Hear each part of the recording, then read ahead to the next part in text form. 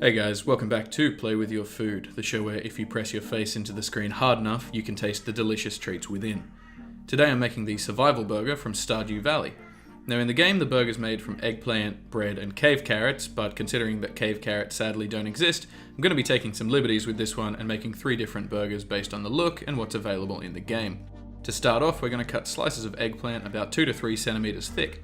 With eggplant, it's super important to salt it and let it sit for about 2 hours before using it. This is going to draw out a lot of the moisture and bitterness from it, so we're going to do just that. Lay out your rounds on a cooling rack and salt liberally on both sides. Make sure you put something under them because these eggs are going to sweat a lot. What, you don't like sweaty food? Grow up. After about 2 hours, your eggplant rounds should have softened substantially and have a lot of moisture beading on top. Dab your rounds with a paper towel to absorb as much of the moisture as you can and set up a station to crumb them using panko breadcrumbs, plain flour and beaten eggs.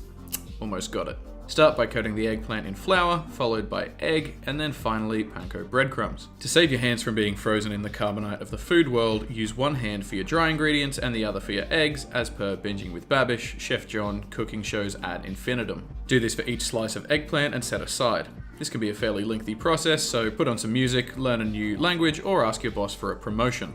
Really anything that doesn't involve your hands. Once that's done, put a pan on a medium to high heat and fill with enough oil to reach about halfway up your rounds. I don't have a thermometer, but a good way to tell if your oil is ready is to drop in a small piece of batter. If it starts bubbling gently, you're good to go. Gently lay your eggplant down away from you in the oil and make sure you don't overcrowd the pan. After about 4 minutes, they should be a nice golden brown color. Flip them over and give them another 2 minutes or so on the other side before removing and placing on a baking rack to drain. I don't show it here, but you'll want to salt these on one side while they're hot. This will help the salt to adhere to the eggplant.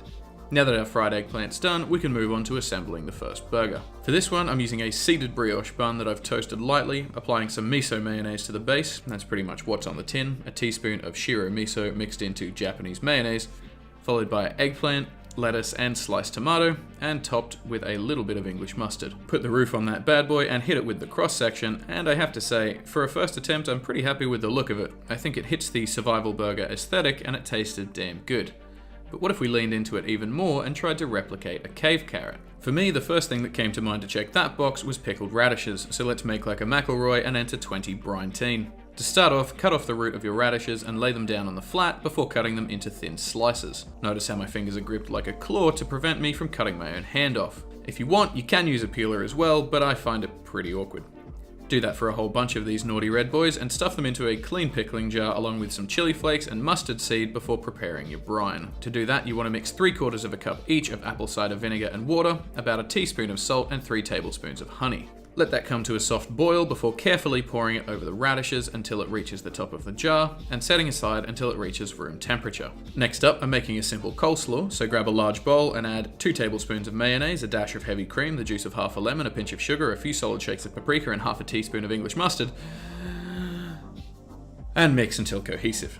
To keep things green-ish for the burger, I'm only using green cabbage, so remove the core and lay it down before making thin slices down the length of it. Add your cabbage to the bowl and mix thoroughly to combine. Time once again to assemble, and I'm starting the same way, toasted brioche bun with miso mayonnaise, but this time topping with our slaw and making a real mess of it, followed by fried eggplant and having absolutely no trouble opening our pickled radishes.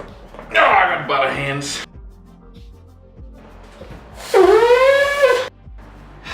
If you have trouble, hit the lid with a butter knife and pop that top. Sorry for yelling about butter hands. Top with pickled radishes and the roof of the bun, hit it with the cross section and enjoy. This one, unsurprisingly, was also fantastic, and I'd say even better than the first. But now that I've cultivated an immeasurable hunger for eggplant, it's time to really stretch the limits of what is a survival burger by making something that is probably not a survival burger. To kick this one off, we're going to make a simple marinara sauce, starting by finely mincing 1 whole onion. Set a pot to a low heat and add about 2 tablespoons of olive oil, crush in a few cloves of garlic before realizing that you've broken your cheap garlic crusher, and saute until fragrant. Add your chopped onion and about a tablespoon of tomato paste and stir before adding a large tin of whole tomatoes. If you'd like, you can crush your tomatoes against the side of a pot before adding a stem of basil and then letting it simmer for about an hour. For the creation of what is almost certainly not a survival burger, I'm spreading some garlic butter on a brioche hot dog style bun and placing it in a hot oven for about 3 to 4 minutes. Remove that when it's golden and top it with some halved eggplant rounds, mozzarella cheese and grated parmesan before placing under a hot grill for another 3 to 4 minutes. Remove from the oven your gloriously cheesy sandwich, and finally top it with marinara sauce.